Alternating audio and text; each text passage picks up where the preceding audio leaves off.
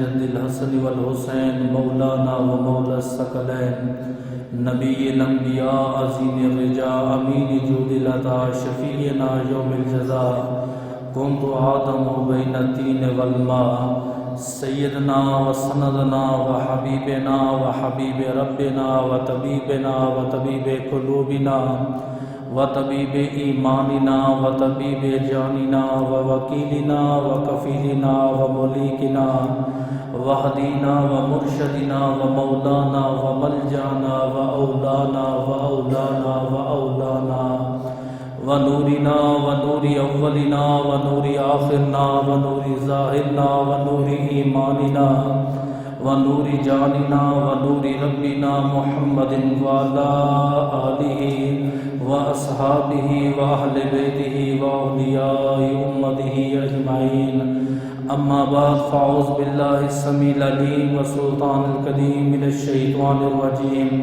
بسم اللہ الرحمن الرحیم قال اللہ تعالی فی القرآن المجید والفرقان الحمید والبرہان الرشید ثانی اثنین اذ ہما فی الغار اذ یقول لصاحبہ لا تحزن ان اللہ معنا قال النبی صلی اللہ علیہ وآلہ وسلم من اراد ان ينظر عتق من النار فینظر الی ابی بکر الصدیق صدق اللہ العظیم بندہ پروردگارم امت احمد نبی دوست دارم چار یارم تابع اولاد علی مذہب حنفیہ دارم ملت حضرت خلیل خاک پائے غوث اعظم زیر سائے ہر ولی ان اللہ و ملائکتہ یصلون علی النبی یا ایہا الذین آمنوا صلوا علیہ وسلموا تسلیما اللہم صلی علی سیدنا و مولانا محمد وعلی آل سیدنا و مولانا محمد وبارک وسلم وصلی علیہ الصلاۃ والسلام علیک یا سیدی یا رسول اللہ وعلی آلک وصحابک یا سیدی یا حبیب اللہ الصلاۃ والسلام علیک یا سیدی یا خاتم النبیین شفیع المذنبین انیس الغریبین سراج الصالحین احمد مجتبی جناب محمد مصطفیٰ کے دربار کو ہر بار دربار میں ہدیتاً تحفتاً عقیدتاً محبتاً نذراناً درود شریف پڑھنے کے بعد دعا گو ہوں کہ میرا پڑھنا اور آپ کا سننا اللہ پاک اپنے دربار لم یزل میں قبول و منظور فرمائے۔ اللہ پاک امام الانبیاء کے وسیلہ جلیلہ سے ہم تمام مسلمانوں کو اپنے گھر بیت اللہ و گنبد خضرا کا دیدار نصیب فرمائے۔ حضرت صلی اللہ تعالی علیہ وآلہ وسلم نے ارشاد فرمایا جس نے کسی ایسے آدمی کا دیدار کرنا ہو جس پر اللہ پاک نے دوزخ کی آگ کو حرام فرما دیا ہو وہ میرے یار حضرت ابو بکر صدیق کا دیدار فرما دے۔ اللہ پاک اپنی عظیم الشان کتاب قرآن پاک فرقان حمید برہان رشید میں غار ثور کا ذکر فرما رہا ہے۔ ماہ مبارک ماہ جمادی الثانی ہے اور آج وہ عظیم دن ہے، آج 22 جمادی الثانی کا دن ہے۔ اس دن امیر المومنین خلیفۃ المسلمین خلیفہ بلا فصل سیدنا صدیق اکبر رضی اللہ تعالی عنہ کا وصال بکمال ہوا۔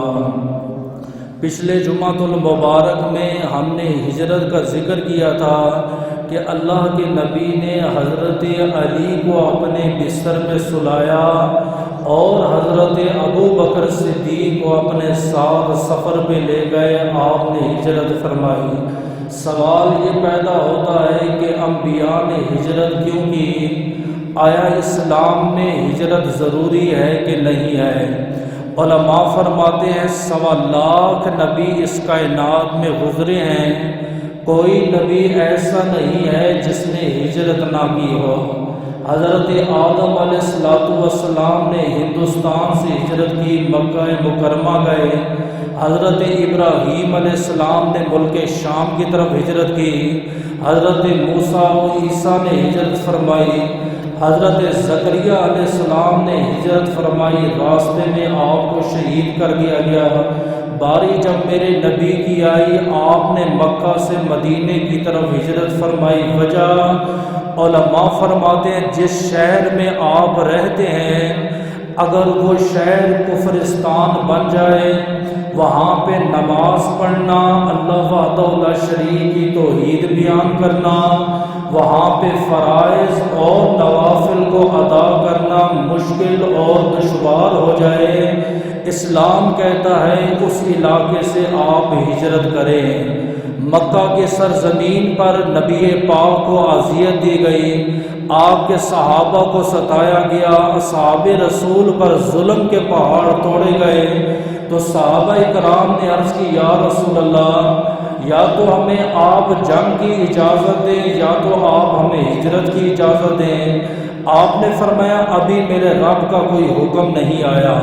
پھر اللہ پاک نے جب ہجرت کا حکم دیا، میرے نبی نے مکہ کو چھوڑ کر مدینے کی طرف ہجرت کی، اپنے تمام امتیوں کو یہ سنت دے کر گئے ہیں، کل میرا کوئی امتی دین کی خاطر، اسلام کی خاطر ایک شہر کو چھوڑ کر دوسرے شہر میں جاتا ہے، فخر کرے 1.25 نبیوں کے امام نبی کی سنت ہے۔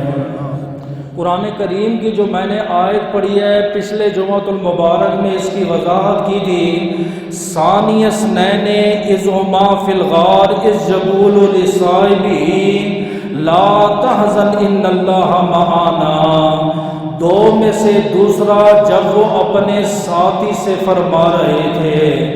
آپ نے اس بات پہ توجہ کرنی ہے، جبریل بھی نبی کا ساتھی ہے، صدیق بھی نبی کا ساتھی ہے۔ جبریل فرش سے لے کر عرش کا ساتھی ہے، جبکہ ابو بکر زمین کا نبی کا ساتھی ہے۔ اب جبریل کا سفر دیکھیں اور صدیق کا سفر دیکھیں، جبریل کا سفر ہے کروڑوں اربوں سال کا، جبکہ صدیق کا سفر ہے 400 میل کا۔ لیکن جمہور علماء کرام فرماتے ہیں ابو بکر صدیق کے 400 میل کا سفر جبریل امین کے ہزاروں سفروں پر غالب ہے۔ انہوں نے پوچھا وہ کیسے؟ انہوں نے کہا دلیل یہ ہے، جبریل امین میرے اور آپ کے نبی کے پاس ہے، میرے نبی کو 34 معراج ہوئے ہیں، ایک معراج جسمانی ہے، باقی سارے کے سارے روحانی ہیں۔ اب جبریل نبی کے پاس آیا، نبی کو لے کر پہلے آسمان سے دوسرے، تیسرے، چوتھے، 7ویں آسمان، سدرات المنتہا، جب سدرات المنتہا سے آگے جانے لگے، آپ نے فرمایا جبریل آگے چلو، عرض کی آگے نور ہے، آگے جاؤں گا میں جل کے راکھ ہو جاؤں گا۔ فرمایا جبریل وہ ہے جس نے سفر میں ساتھ چھوڑ دیا، اور صدیق وہ ہے جس نے مصطفیٰ کا ساتھ نبھایا۔ دوسری دلیل وہ کہتے ہیں نبی کے ساتھی دو ہیں، ایک ہے جبریل اور دوسرا جو ہے وہ صدیق ہے، لیکن صدیق جیسا کوئی ساتھی نہیں۔ وجہ وہ کہتے ہیں جبریل نبی کو لے کر گئے پہلے آسمان پر، دوسرے آسمان پر، تیسرے آسمان پر، 7ویں آسمان، حتیٰ کہ سدرات المنتہا پہ لے کر گئے۔ آپ پورا قرآن پاک پڑھ لیں، الحم کی الف سے لے کر والناس کی سین تک، آپ کو آیت معراج ملے گی، لیکن معراج کا واقعہ نہیں ملے گا۔ کسی نے آج تک قرآن پاک میں پڑھا ہو یا سنا ہو کہ قرآن کہہ رہا ہے کہ نبی پہلے آسمان پہ گئے، یا قرآن کہتا ہے کہ جبریل نبی کو سدرات المنتہا پہ گئے؟ ارے ہزاروں اربوں کروڑوں میلوں کا سفر جبریل نے کیا، لیکن اس کا ذکر قرآن میں نہیں ہے۔ صدیق نے مصطفیٰ سے 400 میل کا سفر کیا، رب نے قرآن میں ذکر فرما دیا۔ وہ کہتے صدیق بھی ساتھی ہے، جبریل بھی ساتھی ہے، لیکن صدیق جیسا کوئی ساتھی نہیں۔ آگے کیا فرمایا؟ وَإِذْ يَقُولُ لِصَاحِبِهِ لَا تَحْزَنْ، آپ غم نہ کریں. ایک ہوتا ہے خوف کھانا اور ایک ہوتا ہے غم کھانا. مثال کے طور پر آپ گھر گئے, آپ نے دیکھا کہ کوئی بندہ کونے میں چھپ کے بیٹھا ہوا ہے, آپ اسے پوچھتے ہیں بھئی تجھے خوف کیا ہے, تجھے کیا غم ہے؟ لوگ اکثر ایسے کرتے ہیں, خوف اور حزن یعنی غم دونوں کو ایک جگہ جمع کر دیتے ہیں, جبکہ یہ دونوں علیحدہ علیحدہ چیزیں. قرآن کہتا ہے لا خوف علیہم ولا هم یحزنون. اللہ کے ولی وہ ہے نہ انہیں خوف ہوتا ہے تو نہ انہیں غم ہوتا ہے. اگر خوف اور غم ایک ہوتا تو اللہ فرما دیتا ولی وہ ہے جنہیں خوف نہیں ہوتا, یا ولی وہ ہے جنہیں غم نہیں ہوتا. نہیں, قرآن کہتا ہے ولی وہ ہے جسے نہ خوف ہوتا ہے نہ غم ہوتا ہے. وہ کہتے خوف علیحدہ چیز ہے, غم علیحدہ چیز ہے. کیسے؟ وہ کہتے جب اپنی جان پر آئی ہو, اپنی جان کی پڑی ہو, اپنی جان کی فکر ہو, اس وقت جب آپ کا دل دھڑکتا ہے, آنکھوں سے آنسو نکلتے ہیں, جسم پہ کپ کپی طاری ہوتی ہے, اسلام کہتا ہے یہ خوف ہے, غم نہیں, یہ خوف ہے. لیکن اگر باپ کو یا یار کو اپنے یار کی پڑی ہو اور آنکھوں سے آنسو بھی ہو, دل بھی تڑپ رہا ہو, جسم بھی کانپ رہا ہو, اسلام کہتا ہے یہ غم ہے. میں پھر بیان کرتا ہوں, پھر توجہ کرنا. جب اپنی جان کی فکر ہو, انسان کا جسم کانپ جائے, انسان خوف زدہ ہو جائے, اسلام کہتا ہے یہ خوف ہے. کسی کی جان کی پڑی ہو, کسی کی جان کی فکر ہو, آنکھ میں آنسو آ جائے, جسم کانپ جائے, اسلام کہتا ہے یہ غم ہے. اب قرآن کی آیت ہے, اللہ کے رسول نے فرمایا ابو بکر لا تحزن, غم نہ کھا. یعنی نبی ابو بکر صدیق کے دل کے ارادے جان گئے. صدیق کو اپنی جان کی فکر نہیں, محمد عربی کی جان کی فکر ہے. صدیق اکبر غم نہ کھاؤ. کیوں؟ فرمایا ان اللہ معانا, اللہ ہمارے ساتھ ہے. قرآن پاک کی تفسیر پڑھ کے دیکھیں, جب فرعون موسیٰ علیہ السلام کے پیچھے لشکر دے کر بھاگا, حضرت موسیٰ علیہ السلام نے ہجرت کی, اپنے ساتھ 70,000 صحابہ کو لیا. آپ جب دریائے نیل کی طرف گئے, آگے دیکھا دریائے ٹھاٹھے مار رہا ہے, سمندر جوش مار رہا ہے, پیچھے دیکھا فرعون کا لشکر ہے, دائیں بھی موت ہے, بائیں بھی موت ہے, آگے بھی موت ہے, پیچھے بھی موت ہے. 70,000 صحابہ نے کہا اے موسیٰ اب کیا ہوگا؟ آپ نے فرمایا ان ربی ما ان معی ربی, فکر نہ کرو میرا رب میرے ساتھ ہے.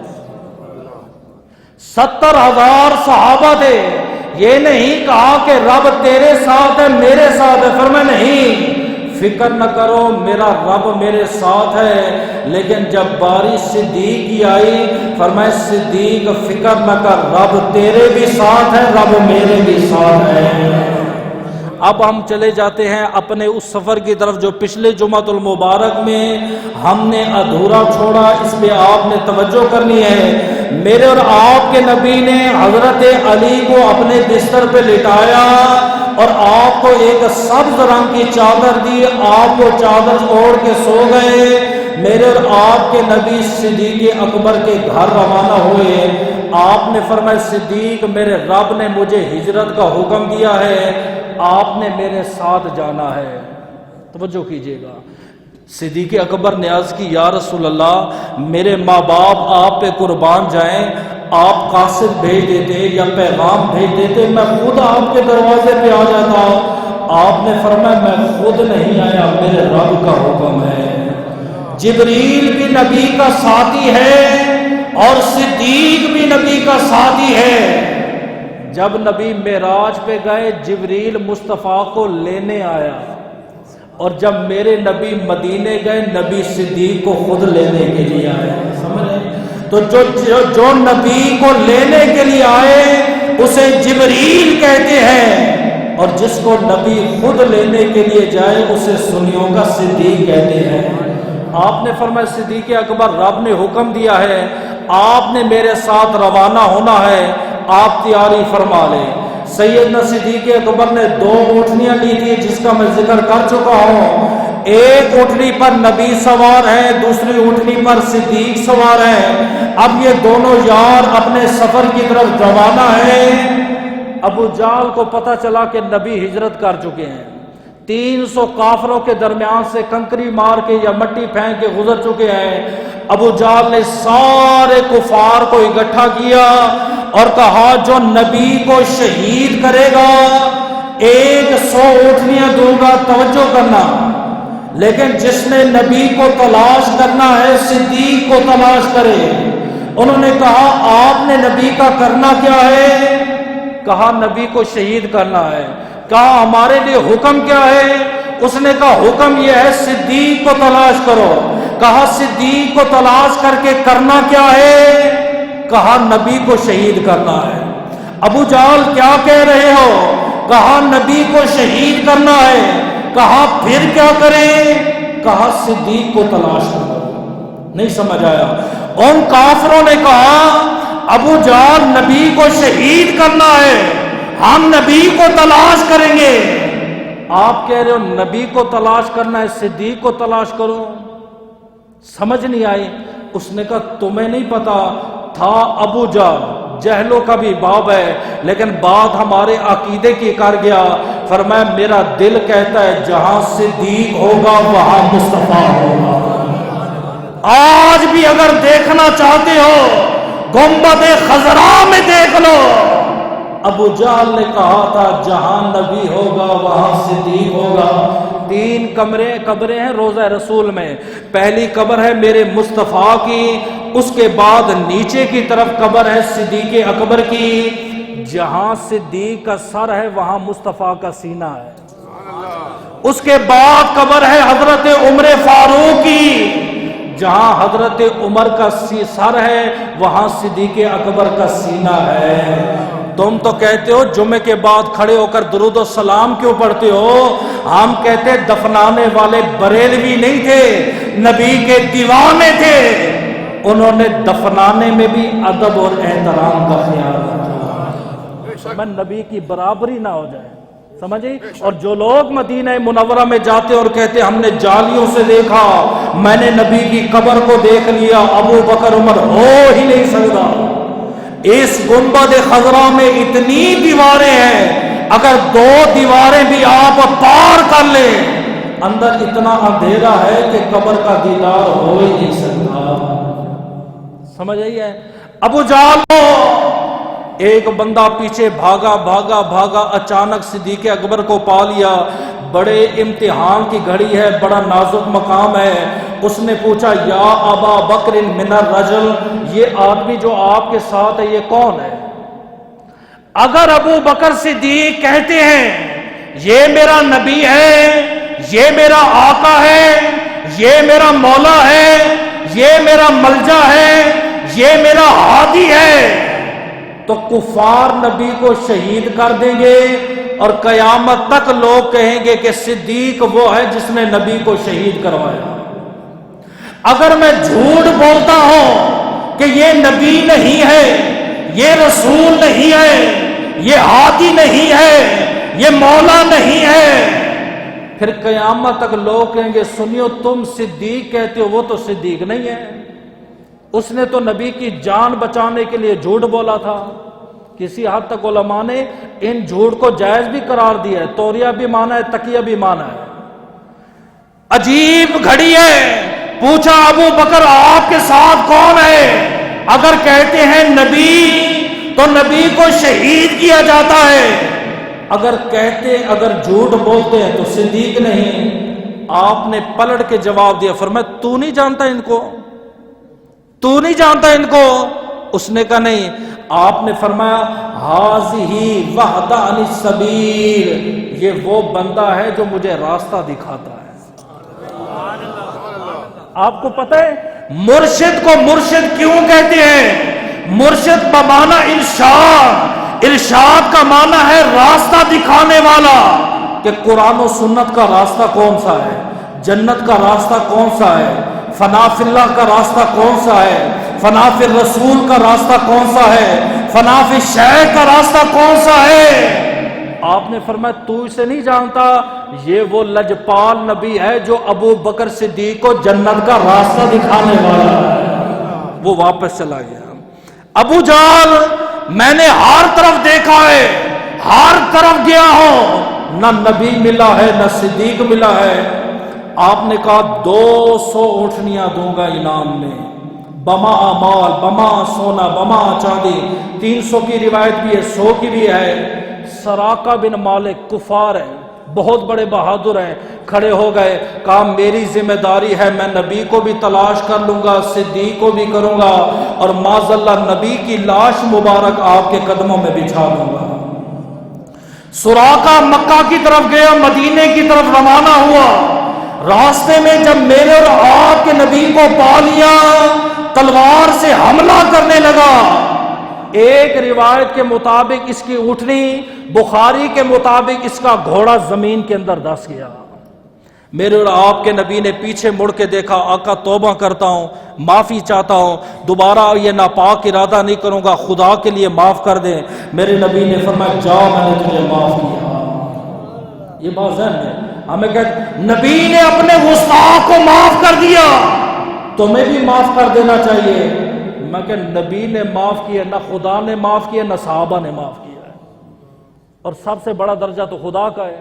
پھر حملہ کرنے کی کوشش کی، پھر گھوڑا زمین کے اندر یا اس کی ٹانگیں گھٹنوں کے اندر چلا گیا۔ جب العذاب الہی میں گرفتار ہونے لگا، آقا خدا کے لیے مجھے معاف کر دے۔ میرے نبی نے کہا جا میں نے تجھے معاف کیا۔ پھر تیسری مرتبہ دل میں ارادہ کیا، پھر اللہ کے عذاب میں آیا، سمجھ گیا یہ واقعی اللہ کا سچا نبی ہے، یہ اللہ کا سچا رسول ہے۔ دل میں صرف اس نبی کو شہید کرنے کا ارادہ کرتا، خدا زمین کے اندر دسا دیتا، تلوار نہیں چلا سکتا، میرا گھوڑا آگے نہیں بڑھتا۔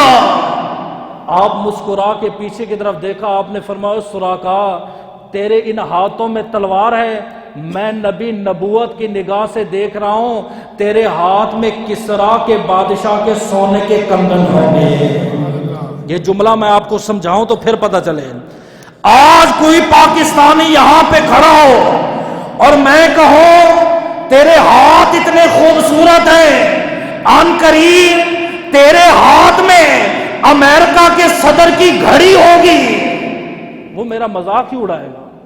وہ امریکہ سپر پاور ہے، آپ کا تو کوئی ملک ہی نہیں، آپ کا تو کوئی وجود ہی نہیں، آپ کا کوئی تو نام نشان ہی نہیں، کہاں سپر پاور؟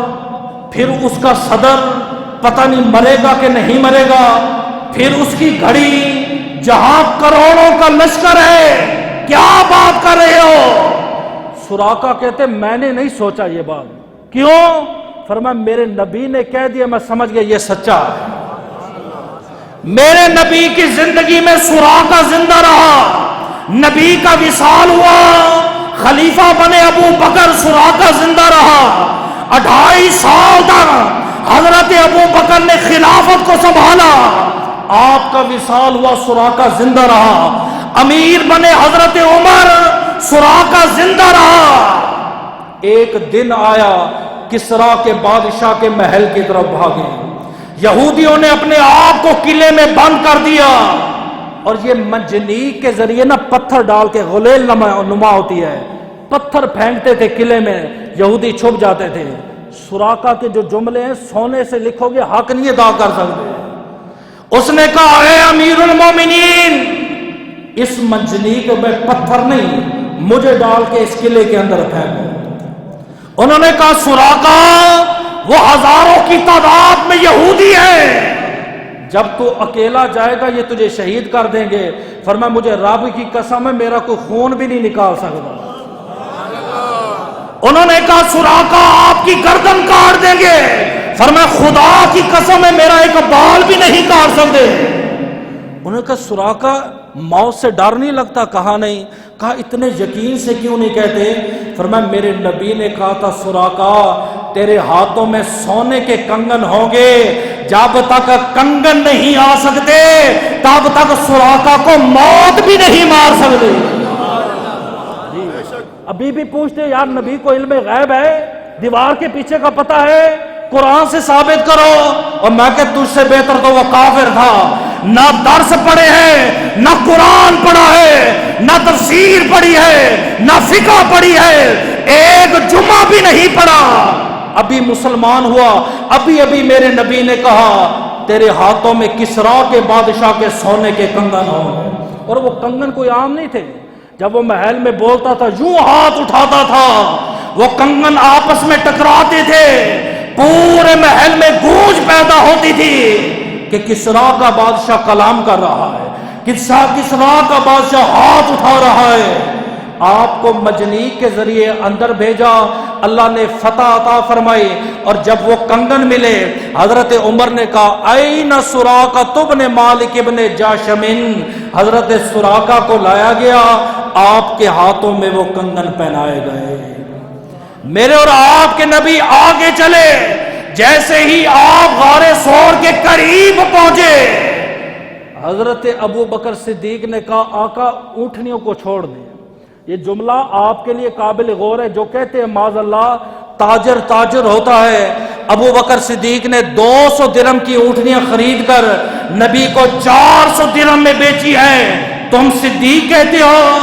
اور میں کہتا ہوں بدبختہ، تو نے تو صدیق کو پڑھا ہی نہیں ہے۔ صدیق نے وہی اونٹنیاں اللہ کے نام پہ آزاد فرما دی۔ اسلام جب قبول کیا، کلمہ پڑھا، پہلا مال سارا کا سارا اسلام کے لیے وقف کر دیا۔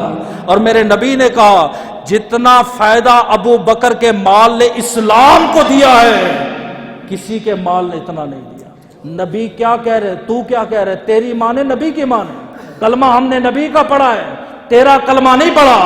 صدیق نے کہا آقا ان اونٹنیوں کو آزاد کر دے۔ آپ نے پوچھا صدیق اکبر کیوں؟ آقا ان کے قدموں کے نشانوں کی وجہ سے کفار ہم تک پہنچ جائیں گے۔ اونٹنیاں آزاد کر دی گئیں۔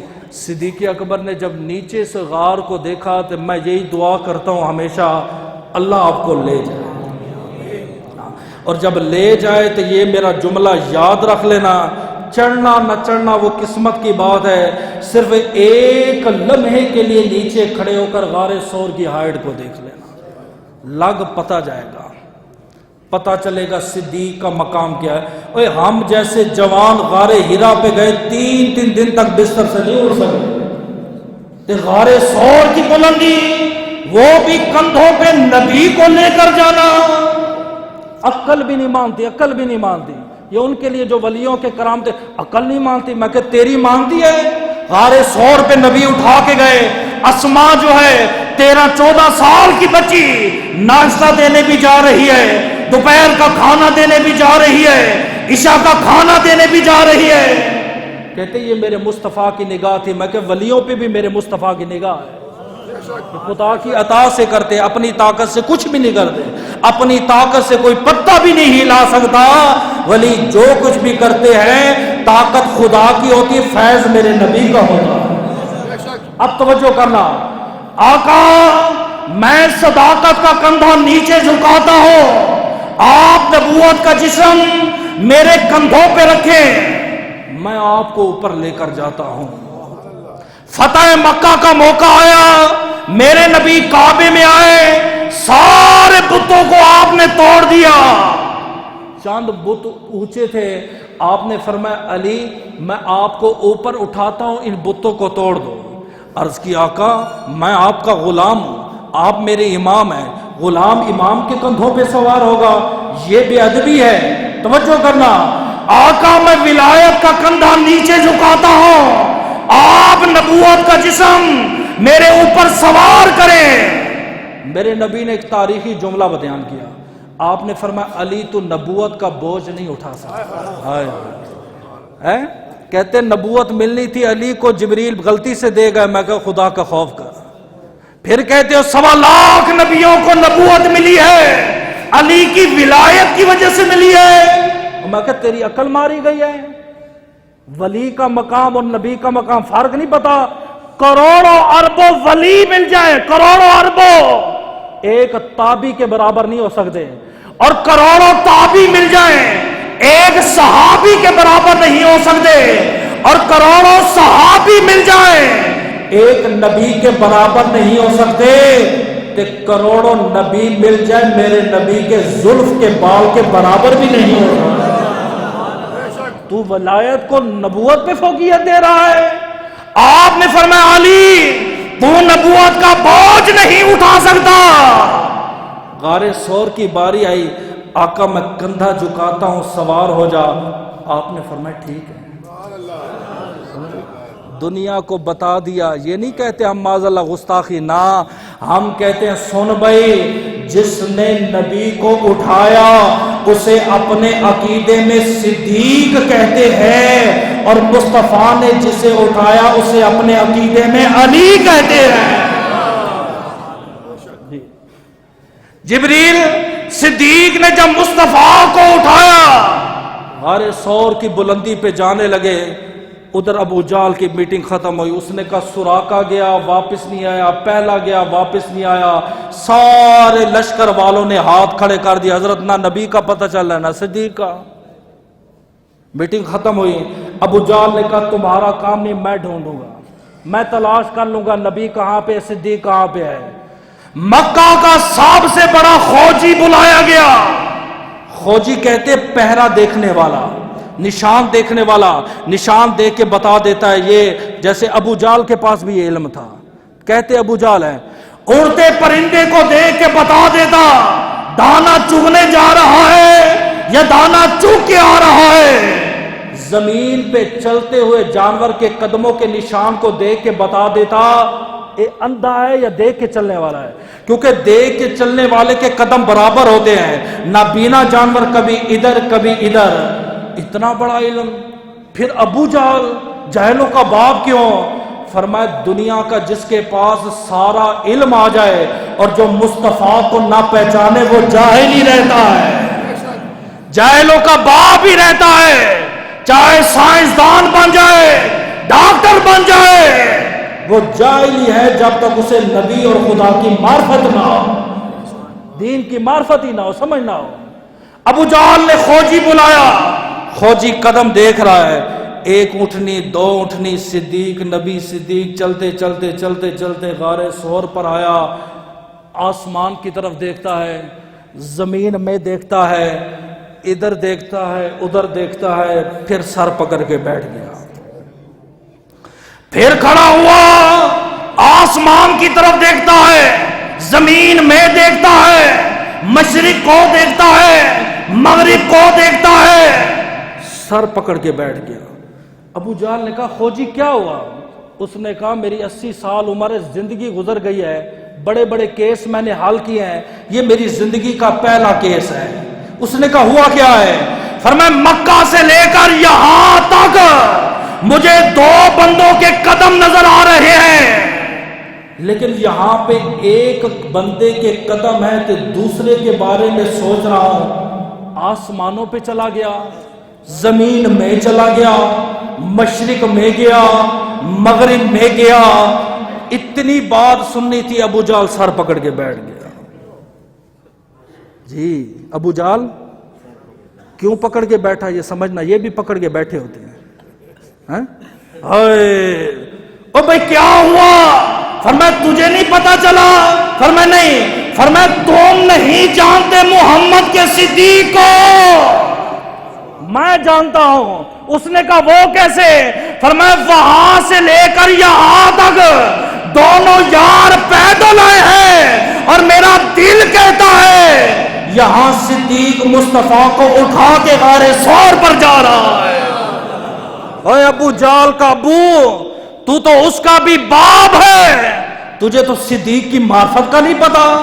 تو باتیں کرتا ہے کہ وہ اہل بیت کا حق کھا گئے تھے، وہ سیدہ کے جنازے پہ نہ تھے۔ ارے یہ تو میرے مصطفیٰ کو غار پہ لے کے جا رہا ہے، اگر تھوڑی خدا عقل دے نا، غار ثور کے نیچے کھڑے ہو کر دیکھنا، میں پھر دعا کرتا ہوں اللہ آپ کو لے جائے. کچھ مسائل ایسے ہوتے ہیں بیان نہیں پریکٹیکل. تیمم کا مسئلہ ہے میں 10 بار بیان کروں نہیں سمجھ آئے گا, میں آپ کو پریکٹیکل کر کے ایک بار دکھاؤں آپ کو سمجھ آ جائے گا. اب ابو جہل کہتا ہے یہاں پہ ٹھہرو. صدیق غار کی بلندی پہ گئے. توجہ طلب بات ہے, جیسے ہی غار تک پہنچے, اوپر بلندی پر پہنچے, آگے غار تھی. توجہ کیجئے گا, آقا آپ یہاں پہ آرام فرمائیں, میں پہلے اندر جاتا ہوں, غار کو میں صاف کروں گا, غار کو میں پاک کروں گا, غار میں سوراخ ہے اسے بند کروں گا تاکہ کوئی زہری یا دمی یا موذی کوئی چیز ہو وہ آپ کو نقصان نہ دے. نہیں سمجھا, میں پھر کہتا ہوں, آقا میں اندر جاتا ہوں, کوئی زہر آلود چیز ہو, کوئی موذی چیز ہو, کوئی دمی چیز ہو, وہ آپ کو نقصان نہ پہنچائے. آپ نے فرمایا صدیق اگر تجھے نقصان پہنچائے, فرمایا آقا غلام نہ صدیق کی جان جاتی ہے جائے, محمد کی جان نہ جائے. توجہ کرنا, جبریل بھی نبی کا ساتھی ہے, صدیق بھی نبی کا ساتھی ہے. جبریل پہلے آسمان پہ ساتھ ہے, دوسرے پہ ساتھ ہے, سدرات المنتہا تک ساتھ ہے. جب سدرات سے آگے جانے لگے, فرمایا جبریل آگے نہیں جاتا. کیوں؟ آقا آگے موت ہے, آگے جاؤں گا جل کے. باری صدیق کی آئی, آقا آپ نے آگے نہیں جانا, پہلے میں جاتا. آقا آپ ٹھہرے, پہلے میں جاتا ہوں. میں کیوں نہ کہوں جو سفر میں ساتھ چھوڑ جائے وہ جبریل ہے, جو سفر میں ساتھ نبھا جائے وہ سنیوں کا صدیق ہے. سمجھ آئی؟ اب صدیق اکبر اندر کی طرف گئے, ابو جہل اوپر کی طرف بڑھا. اندر گئے, اپنا کرتا اتارا. ایک روایت میں امامہ شریف ہے, روایتیں مختلف ہیں. تمام سوراخوں کو آپ نے بند کیا, غار کو پاک صاف کیا. ایک سوراخ بعض روایتوں میں آتا ہے 2 سوراخ باقی رہ گئے. آپ نے وہاں پہ ایڑی رکھی اور پالتی مار کے بیٹھے. میرے نبی کو اندر لے کر آئے, آقا آ جائیں. میرے ابو بکر نے پالتی ماری, میرے نبی نے اپنا سر صدیق کی گود میں رکھ دیا. میرے علم کے مطابق 3 ہستیاں ایسی ہیں, 3 جن کی گود میں میرے اور آپ کے نبی نے سر رکھا. ایک وصال کے وقت حضرت عائشہ صدیقہ, اس کو آپ رن مریدی نہ سمجھے, یا آپ کہتے بیویوں کی خدمت کرنا یہ کرنا, نہ, یہ میرے نبی کی سنت ہے. والدین کے بھی حقوق ادا کریں, بیویوں کے بھی حقوق ادا کریں. کوئی بندہ ذرا سا بیوی کے ساتھ اچھا ہو, ہم کہتے یار یہ تو بیوی کا غلام ہو گیا. بھئی یہ کام تو میرے نبی نے بھی کیا ہے. آپ نے والدین کی بھی خدمت کی ہے, اپنی ازواج کی بھی خدمت کی ہے. اما عائشہ سے پوچھا نبی کا معمول کیا تھا؟ فرمایا جب گھر سے باہر ہوتے گھر کے باہر کے کام کرتے, اور جب گھر کے اندر ہوتے تو اندر کے کام اللہ کے نبی کیا کرتے. ہاں یہ ہم نے غلط بنا لیا, ٹھیک ہے نا. ایک حضرت عائشہ ہے جس کی گود میں میرے نبی نے سر رکھا. دوسرا مولا علی مرتضیٰ ہے جن کی گود میں میرے نبی نے سر رکھا. تیسرے سیدنا صدیق اکبر ہیں جن کی گود میں نبی نے سر رکھا. لیکن مسئلہ جو میں سمجھانا چاہتا ہوں وہ سمجھیے گا. میرے نبی نے سر رکھا, ایک سانپ تھا اژدہا, جسے ہم اپنی زبان میں بلیک کوبرا کہتے ہیں, اور تمام سانپوں میں سے یہ ایک ایسا خطرناک سانپ ہے, اگر ڈس لے گا یا جان جائے گی, جان نہ گئی تو نظر جائے گی. ویسے پاکستان میں 80% جو ہے وہ سانپ وہ بے زہریلی ہوتے ہیں, بندہ ویسے ہی دیکھ کے ڈر جاتا ہے. اور سانپ کب کا تھا؟ توجہ کیجئے گا, عیسیٰ علیہ السلام خطاب کر رہے ہیں. آپ نے فرمایا لوگوں میرے بعد ایک نبی آئے گا, اسمہ احمد فی السماء و اسمہ فی الارض محمد. آسمانوں پہ نام احمد ہوگا, زمین پہ اس کا نام محمد ہوگا. ایک بڑھیا نے مجلس میں سوال کر دیا, حضرت وہ آپ سے افضل ہوگا یا آپ اس سے افضل ہیں؟ آپ نے مسکرا کے کہا بی بی تو افضلیت کی بات کر رہی ہے, میرا دل کرتا ہے اگر اس نبی کے جوتوں کے تسمے کھولنے کی سعادت مجھے مل جائے میں کائنات میں سب سے خوش نصیب ہو جاؤں گا. وہاں ایک صاحب یہ خطاب سن رہا تھا, اس نے کہا عیسیٰ اگر وہ نبی اتنا افضل ہے، اگر اتنا لجپال نبی ہے، آپ دعا کریں نا اللہ مجھے اس کا دیدار کروا دے۔ آپ نے فرمایا جا جبل سور میں جا کے چھپ جا، ایک دن ہوگا وہ نبی بھی آئے گا اور اس نبی کا یار بھی آئے گا، جی بھر کے دیدار کر لینا۔ اب روایتیں دو ہیں، دو طرح کے لوگ بیٹھے ہیں، دونوں طرف سے میں بیان کر دیتا ہوں، ذائقہ ہر بندے کا اپنا اپنا ہے۔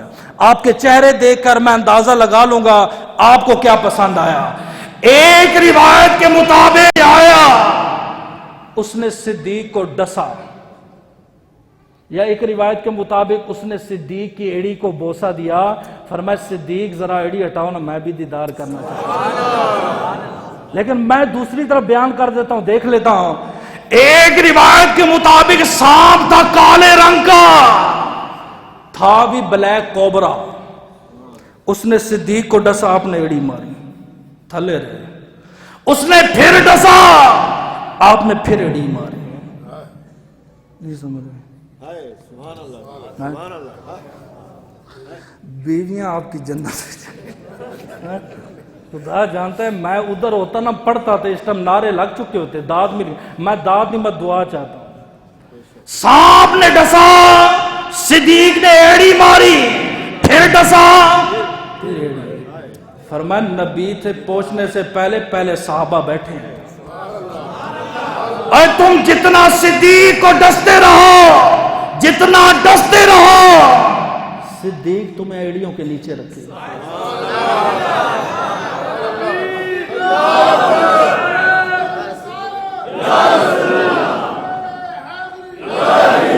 توجہ کرنا، سانپ نے صدیق کو ڈسا، آپ کی آنکھ سے آنسو نکلا، اتنا بھاری آنسو فوراً مصطفیٰ کے چہرے پہ گرا۔ خدا جانتا ہے، سنیے یہ مسئلہ میں آپ کو کیسے سمجھاؤں، کیسے سمجھاؤں۔ اما عائشہ سفر میں ہار گم گیا، ابو بکر صدیق نے چٹکلی لی، چٹکلی جانتے بخاری میں ہے جس کو اپنی زبان میں چونڑیاں کہتے ہیں، چٹکلی لی۔ اما عائشہ فرماتی میں چپ کر کے بیٹھی رہی، کیوں؟ ہلی نہیں ہے؟ نہیں، کیوں؟ فرمایا گود میں نبی نے سر رکھا تھا، کہیں نبی کی بے ادبی نہ ہو جائے۔ ارے بلیک کوبرا جسے ڈس رہا ہے، حرکت نہیں کی، ہلتے تو نبی اڑ جاتے، نہیں، آنسو بے اختیاری چیز ہے، نکلا مصطفیٰ کے چہرے پہ گرا۔ میرے نبی نے آنکھ کھولی، پوچھا کیا ہوا؟ آپ نے فرمایا سانپ نے ڈس لیا، میرے نبی نے لعاب لگایا، شفا ہوگی۔ لیکن جو جملہ میں سمجھانا چاہتا ہوں وہ کہتے ہیں دو قطرے ایسے ہیں جہاں گریں گے وہ جگہ گواہی دے گی، ایک ہے خون کا قطرہ اور دوسرا ہے آنکھ کے آنسو کا قطرہ۔ سمجھ آئیے؟ سمجھو، علی وہ ہے جن کی آنکھ سے آنسو نکلا، مصطفیٰ کے چہرے پہ گیا جب نماز قضا ہوئی تھی، سر گود میں تھا۔ ابو بکر وہ ہے جن کی آنکھ سے آنسو نکلا، مصطفیٰ کے چہرے پہ لگا۔ ارے قیامت کے دن کسی کی آنکھوں کی گواہی چہرہ دے رہا ہوگا، کسی کا داڑھی گواہی دے رہی ہوگی، کسی کا سینہ دے گا، اے اللہ تیرے خوف سے رویا تھا، تیرے یار کے لیے روئے تھا، کسی کی گواہی زمین دے رہی ہوگی۔ ارے قربان جاؤ صدیق تیرے اوپر اور قربان جاؤ علی تیرے اوپر، تیرے آنسوں کی گواہی قیامت کے دن مصطفیٰ کا چہرہ دے رہا ہو۔ آنسو نکلا، اتنے میں ابو جال بھی اوپر پہنچ گیا۔ سمجھ آئی؟ ابو جال جب غار کی بلندی پر پہنچا، آگے دیکھتا ہے، بھائی اب میں آپ کو تھوڑا سا سمجھاتا ہوں، نقشہ سمجھیے گا۔ یہ غار سور کی بلندی ہے، ٹھیک ہے نا؟ یہاں سے بندہ یہاں پر پہنچا، ٹھیک ہے؟ یہاں پہ اندر غار ہے اور غار یوں نیچے ہے۔ اب سمجھ آئیے؟ یوں سمجھ لے، یوں غار کا راستہ ہے، آگے جو غار کا سوراخ ہے وہ نیچے کی طرف ہے۔ مثال کے طور پر اگر کوئی بندہ یہاں کھڑا ہوتا ہے تو میرا سر بنتا ہے اور اس کے پاؤں بنتے ہیں، اور غار سور میں جگہ کتنی ہے؟ 2 بندوں کی ہے، بس اس سے زیادہ نہیں ہے۔ توفیق مل جائے جس کو نفل کی، قرآن کی فلاں۔ اب ابو جال جب اوپر پہنچا، توجہ والی بات ہے، ابو جال اور کفار کے قدم وہاں پہ لگے ہوئے ہیں۔ اب صدیق نبی کو کہہ رہے ہیں، آقا انہوں نے اگر نیچے دیکھا نا تو یہ تو ہمیں تلاش کر دیں گے. آپ نے اس وقت کہا تھا لا تحزن ان اللہ معانا، اللہ ہمارے ساتھ ہے، لیکن مفسرین نے کمال کر دیا. آپ نے فرمایا صدیق اگر یہ کافر ادھر سے آئے ہم ادھر کو چلے جائیں گے. اتنی سی غار ہے، نہیں سمجھ آئے؟ آج بھی دیکھ لو. اے صدیق اگر یہ کافر ادھر سے آئے ہم ادھر کو چلے جائیں گے، اگر ادھر سے آئے ہم ادھر کو چلے جائیں گے. صدیق کہتا ہے لوگوں مجھے رب کعبہ کی قسم ہے، جب نبی نے ادھر کہا غار ثور پہ کھڑے ہو کر مکہ کو دیکھ رہا تھا، جب نبی نے ادھر کو کہا غار ثور پہ کھڑے ہو کر مدینے کو دیکھ رہا تھا. ارے جو نبی غار میں کھڑے ہو کر مدینہ دکھا سکتا ہے وہ نبی آرام فرما کر گنبد خضرا میں تجھے اور مجھے مدینہ دکھا بھی سکتا ہے، مدینے بلا بھی سکتا ہے. نعرہ تکبیر، نعرہ رسالت، نعرہ رسالت، نعرہ حیدری. آقا ان کے پاؤں ہمارے سامنے ہیں. اتنے میں ابو جہل کو ایک کافر نے مشورہ دیا وہاں کہ اس کے اندر نہ جائے، غار کے اندر. ابو جہل نے ایسے دیکھا کبوتری نے انڈے دیے ہوئے تھے، مکڑی نے جالا بنایا تھا. اور مفسرین فرماتے ہیں یہ پہلے نہیں تھا. اگر مثال ہے یار پہلے جالا ہوتا، ابو بکر آئے نبی آئے گزرتے تو جالا ٹوٹ جاتا. ظاہری سی بات ہے، کوئی پرانے گھر میں جائیں دروازہ کھولے جالا ہو آپ کراس کریں پتہ چلے گا جی بندہ پار ہوا ہے جالا ٹوٹ گیا ہے. نبی بھی گزرے صدیق بھی گزرے، مکڑی نے جالا بنا دیا، کبوتری نے انڈے دے دیے. ابو جہل نے کہا اندر کیسے گئے ہوتے؟ اندر گئے ہوتے جالا ٹوٹ جاتا، یا یہ کبوتری کے انڈے ٹوٹ گئے ہوتے. واپس چلے گئے. اس لیے اسلام کہتا ہے گھروں میں جو جالے ہیں آپ ان کو اتار سکتے ہو، یہ نحوست ہے، بے برکتی ہوتی ہے. مکڑی کو نہیں مار سکتے، مکڑی کو نہیں مار سکتے. کیوں؟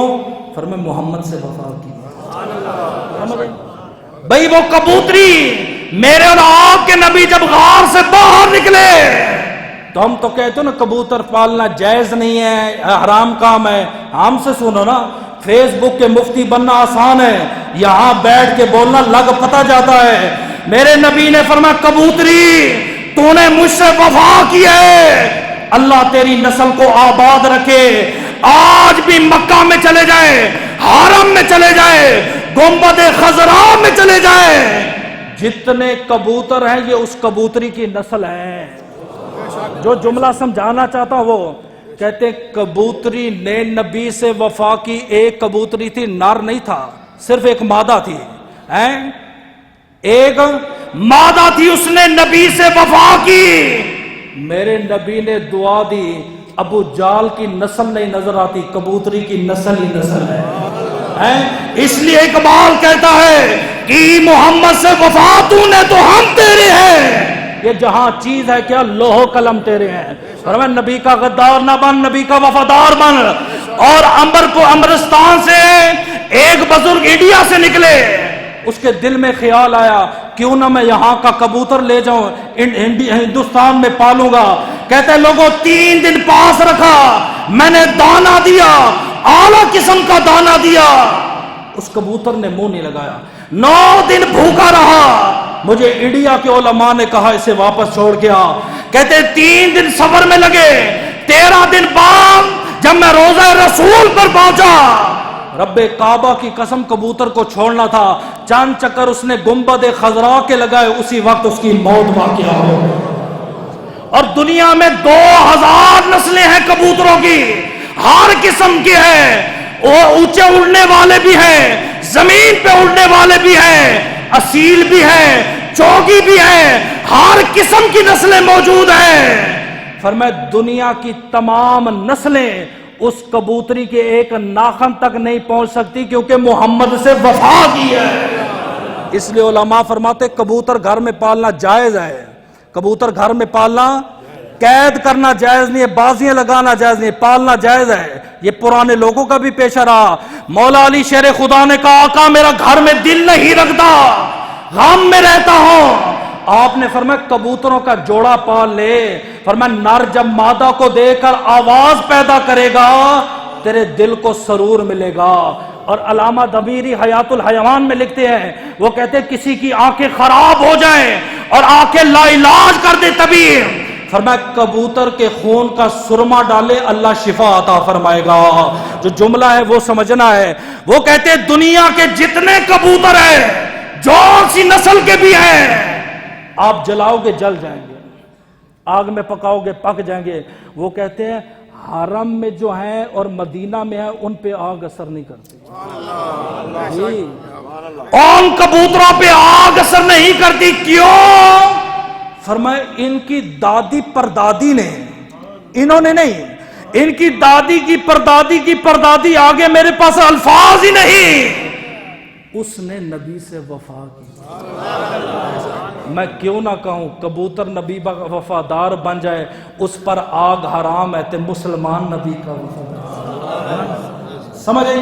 یعنی جملہ مکمل کرتا ہوں، وقت ابھی ہو گیا، 2 منٹ دیں گے؟ لوگ بھی آپ سے مانگتے 2 منٹ، اس کو مکمل کرنا ہے صرف تھوڑا سا۔ واقعہ طویل تھا، میں مختصر۔ 3 دن میرے نبی ابو بکر صدیق کو ساتھ رکھے ہوئے ہیں، آپ صدیق کو دیکھ رہے ہیں، صدیق نبی کو دیکھ رہا ہے۔ اسے کہتے ہیں توجہ روحانی۔ جب میرے نبی نے جب شیخ اپنے مرید پر توجہ فرما دے، اس کا چہرہ بھی شیخ جیسا ہو جاتا ہے۔ جیسے باقی باللہ کا ایک غلام تھا، اس نے خدمت کیا، آپ نے فرمایا مانگ کیا مانگتا ہے، میں جمعے میں بیان کر چکا، یوٹیوب پہ موجود ہے۔ اس نے کہا حضرت اپنے جیسا بنا دیں۔ آپ نے فرمایا سوچ لے، کہا سوچ لیا۔ آپ نے اسے اپنے جیسے بنایا، 3 دن وہ زندہ رہا، اس کے بعد مر گیا۔ کیوں؟ برتن اتنا تھوڑا تھا، وہ چیز اس سما نہ سکا، فیض لے نہ سکا۔ 3 دن نبی نے اپنے ساتھ رکھا، 15 دن کا سفر تھا۔ جب غار سے نیچے اترے فرق نہ ہو رہا تھا کہ صدیق کون ہے، نبی کون ہے۔ لیکن یہ جملہ سمجھیے گا، اپنے جیسے نبی کو اپنے جیسے کہنے والوں، فرق نہ ہو رہا تھا نبی کون ہے، صدیق کون ہے۔ کوئی اور ہوتا خوش ہو جاتا، مزے ہی مزے، میں نبی جیسا ہو گیا ہوں، نبی جیسا بن گیا ہوں۔ آپ نے فرمایا اتنی بڑی گستاخی، لوگ مجھے نبی جیسا سمجھ رہے ہیں۔ فرمایا آقا ادھر بیٹھے نا، نبی کو نیچے بٹھایا، اوپر چادر تان کے کھڑے ہو گئے تاکہ آنے والے کو معلوم ہو جو چادر اٹھا کے کھڑا ہے وہ غلام ہے، جو اس چادر کے نیچے بیٹھا ہے وہ اس غلام کا امام ہے۔ وہ ہے اللہ پاک صدیق کے صدقے ہماری مغفرت فرمائے، آمین۔